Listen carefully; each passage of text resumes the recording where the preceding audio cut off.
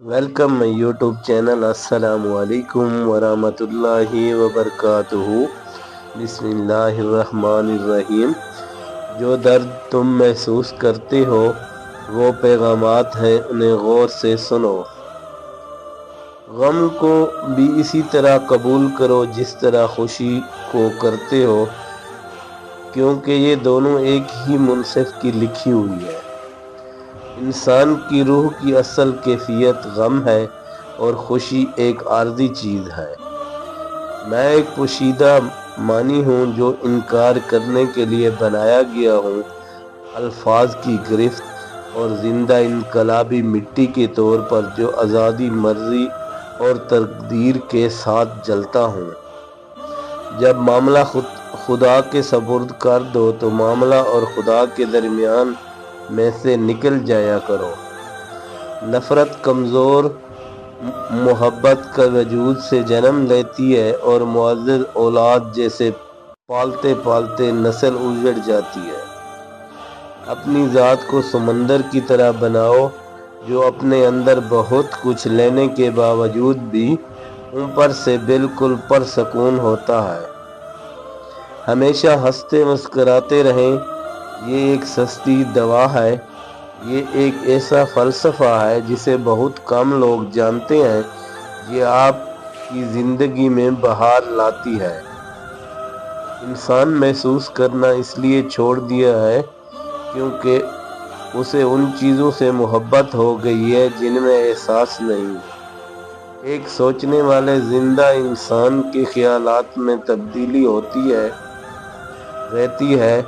नहीं बदलता तो पत्थर नहीं बदलता। इंसान पर भी ऐसे दिन भी आते हैं जिनमें माँ सांस लेना भी बहादुरी होती है। ज़िंदगी में एक बहार मोहब्बत ज़रूरी है करनी है ताकि आपको पता चले क्यों नहीं करनी चाहिए। जिन लोगों को सोचने का अमल पर कोई गिरफ्त नहीं होती, उनकी आज़ादी बर्बाद हो जाती है।